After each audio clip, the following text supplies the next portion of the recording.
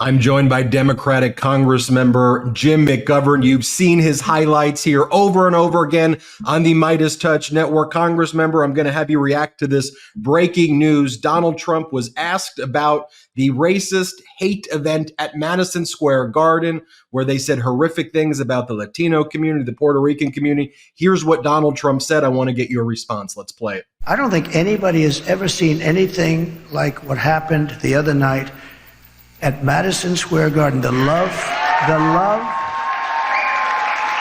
in that room, it was breathtaking, and you could have filled it many, many times with the people that were unable to get in. But politicians that have been doing this for a long time, 30 and 40 years, said there's never been an event so beautiful. It was like a love fest, an absolute love fest, and it was my honor to be involved. And hopefully, they started to say, well, in 1939, the Nazis used Madison Square Garden. Well, and you know what?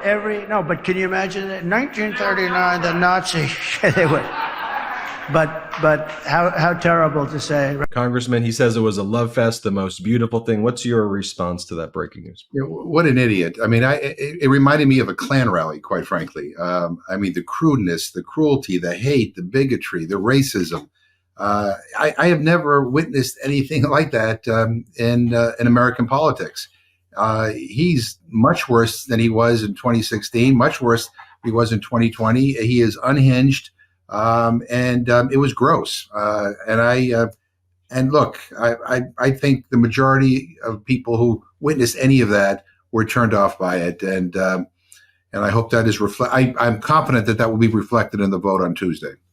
What's your response, though, to your colleagues in the House of Representatives who, when you're up there, even speaking the truth, we've covered you on the House floor where, you'll say just something like, and he was convicted of 34 felony counts, or he engaged in sexual abuse as determined by a jury. And then your Republican colleagues will start screaming, take down his words, silence him. And they'll attack you for that. Are you surprised that they, though, have gone along with this? I really am. And it's been really disappointing to me. I mean, I'm not surprised by anything that comes out of the mouth of Marjorie Taylor Greene or Paul Gosar or Lauren Boebert. I mean, they are who they are. I mean, they just need attention. Maybe they didn't get enough love in their childhood or something. I don't know. But I am surprised and disappointed by colleagues of mine who will tell me privately how unhinged Donald Trump is, how crazy all this stuff is, and then publicly, go on the House floor and praise him and defend him, or have my words taken down because that's what he expects to happen. I mean, all I did, by the way, that prompted the Republicans are taking my words down was just speak the truth. I stated the fact of what he has been charged with and all the crimes that he's been charged with and what he's been convicted of. That's all I said. I didn't make anything up. I just read the facts. And they found that, unacceptable. They took my words down and they silenced me for the day. But they can silence me for the day, but they're not going to silence me for good, because what's happening right now with Trump is frightening. And I really worry about our democracy. This is what fascism looks like. I mean, read the New York Times magazine piece that appeared over the weekend by Professor Paxton. I mean, the expert on this stuff. I mean, he calls it what it is. We've never seen anything like this in modern politics. You're the ranking Democratic member on the Rules Committee. Lots of people don't know, what the Rules Committee, necessarily does, how important that is. Can you first tell us, so what is the Rules Committee, number one? But number two, what are the types of kind of, I would call them games, but that's being too gentle. What has been so different about this process with the MAGA Republicans controlling the House, so people understand how they've used the Rules Committee to obstruct common sense legislation that actually would have benefited people's lives, because it's actually their goal, or so it seems, and tell me if you agree with this, to have people suffer so that they can try to blame it on Biden or make it a political issue for Donald Trump. So the Rules Committee is the most powerful committee in Congress that nobody knows anything about. But we're like the traffic cop of Congress. All major important pieces of legislation come through the Rules Committee. The Rules Committee has the power to adjust the text We decide whether bills can be amended or not, which amendments are made in order, which ones are not. But basically, it is there to try to ensure an orderly process in which we have, deliberations, and we have legitimate debates. What the Republicans have done is they turned the Rules Committee into a place where democracy goes to die. The Republicans have the distinction of overseeing the most closed Congress in history. The previous most closed Congress was when Paul Ryan was Speaker. They had 103 closed rules. They broke that already in this Congress with 108 closed rules. Over 5,000 amendments were blocked. I mean, these are amendments like, they blocked an amendment on objecting to the smuggling of U.S. firearms across the Mexican border. They blocked an amendment protecting food for seniors participating in Meals on Wheels. They blocked an amendment providing postpartum mental health information to pregnant students. The MAGA wing of the Republican Party basically is saying it's their way or the highway, and they won't even allow us to debate anything. I mean, if these ideas are so bad, they can vote against them, they can defeat them, but they won't even allow us to bring them to the floor. So the Rules Committee has become a place that really is stifling democracy, stifling debate. It's like what you expect in Russia or China, but you don't expect it in the United States of America. They blocked, to your point, 5,799 amendments. They've only allowed debate on less than 32% of bipartisan amendments. So just by reference, before MAGA Mike Johnson was in power, during the 117th Congress, I think there was 68% bipartisan amendments were put forward to debate. By the way, they're even killing their own people's amendments. Anything that could benefit people, they're not allowing to happen. But do you ultimately, look, one of the things that Donald Trump has said publicly is he goes, I want there to be a depression when Biden's in office because that's a winning issue for him. Donald Trump killed the bipartisan border deal because he said that's a winning issue for him.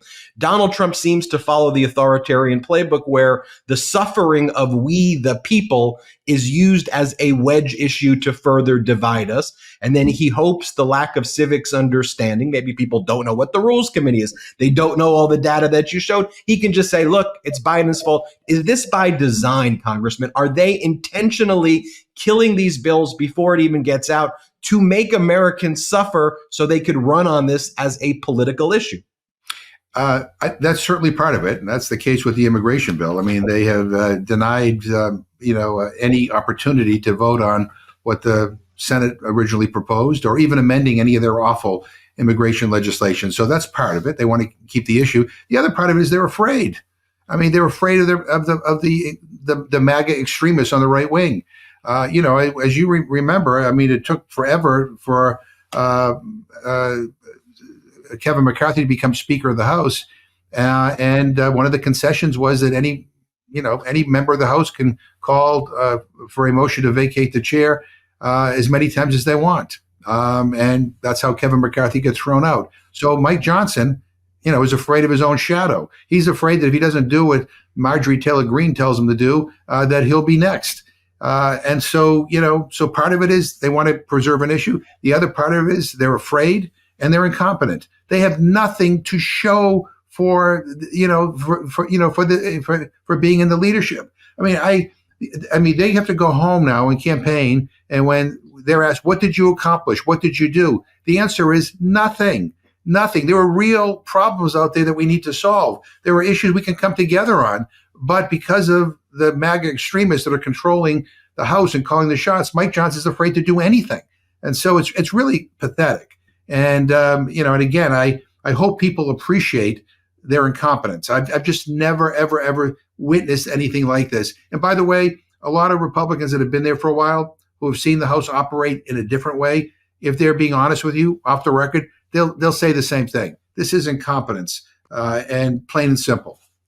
At Donald Trump's Madison Square Garden hate rally, he announced that he has a secret plan with MAGA Mike Johnson. He goes, we have a secret on election that we can't talk about. He goes, but it's a secret. Congressmember Dan Goldman said that that may be a contingent election scheme to try to have MAGA Mike basically shut down the House and throw it to the states. Do you have any idea what Trump's plan with MAGA Mike Johnson, or Democrats prepared for that? Well, I think the secret plan is that if Trump were to lose and the House Republicans were to maintain control of the House, they would not certify the election results in favor of Kamala Harris. And that is chilling, that they have such contempt for the Constitution, such contempt for the American people that they would even entertain that. I mean, that is, again, it's frightening beyond words. I mean, it is literally like one goose step away from fascism. That's what that is. So, this election coming up in a matter of days now is incredibly important because, as we've been saying over and over and over again, our democracy, our Constitution is literally on the ballot. And talk through what are, assuming Democrats take back control of the House of Representatives, what would be the priorities? What would be your priorities? How would the 119th look different from the 118th? Yeah, well, if Democrats take control of the House again, and I hope that we will, and I feel confident that we will, I mean, the agenda is going to be very, very different. I mean, it's going to be in line with what Vice President Harris has been saying, and we're going to put the people first. What we're going to try to do is legislate in ways that actually improve the quality of life for people. And that means, protecting abortion rights. That means getting serious about doing more to combat climate change, investing in infrastructure and jobs, and supporting our teachers, and fighting for civil rights and human rights and LGBTQ plus rights. I mean, we have a positive agenda. And personally, I mean, one of the issues that I care most deeply about is the issue of hunger and food insecurity. I mean, we live in the richest country in the history of the world. We have close to 47 million Americans who don't know where the next meal is going to come from. That is unacceptable. Hunger is a political condition. We have the resources, the infrastructure. We have everything to solve it. We've lacked the political will. If Democrats take control of the House and Kamala Harris is the president of the United States, this will be a priority. We will move to try to eradicate hunger and food insecurity in this country once and for all. Let me leave you with this one, because I think it's so important that people just see what's taking place, because so much of what Trump's done, in my view, has unfortunately been sane-washed by a lot of the reporting. Good reporters out there, a lot of it's been sane-washed. Here he is at the beginning of all of his events, not singing the national anthem, but saluting to a group called the J6th Choir, some of the most violent insurrectionists. So he's changed the national anthem and replaced it with the J6th Choir song. They asked people to stand up and salute the insurrectionists. And I've been screaming from the top of my perch here, hey, everybody, this is crazy. And he's been doing it since the insurrection. Just watch this. I want to get your final reaction before we go. Play this clip. Ladies and gentlemen, please rise for the horribly and unfairly treated January 6th hostages.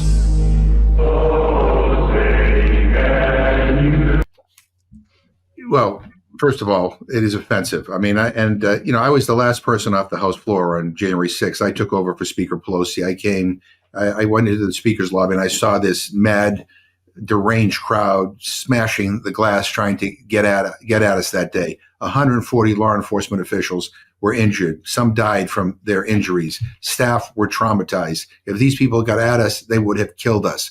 And to call them hostages, to praise them, to elevate them, and as to somehow being political prisoners is grotesque. It shows that Donald Trump is a sick man. He is a sick, demented man. I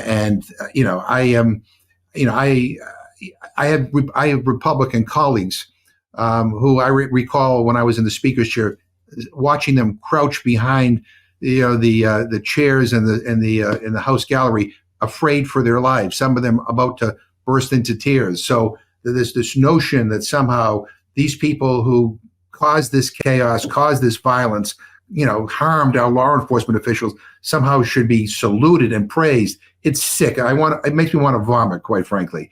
And that is why he can't get anywhere near the White House. He is unfit to govern. He is, quite frankly, the fact that he is the nominee of a major political party in this country is disgusting. And I hope that at the end of the day, he loses big. I hope the Republicans lose big, and I expect that they will, because then they will have to reinvent themselves and go back to being old-fashioned conservatives instead of being, held captive by this MAGA right-wing group of extremist fascists. Congressman Jim McGovern, thank you. First time on the MeidasTouch Network, although we've been covering you for a long time. We hope you come back more and more. It's your type of pro-democracy voice that needs to be featured and highlighted here, and we're so grateful for the work you do. Well, thrilled to be with you and love what you do. Thank you. Thank you so much. Everybody hit subscribe. Let's get to 4 million subscribers before Election Day. Thanks for watching. Real quick, Meta just changed their algorithm to suppress political content. Please follow our Instagram @MeidasTouch right now as we head towards 400,000 followers so you don't miss a beat.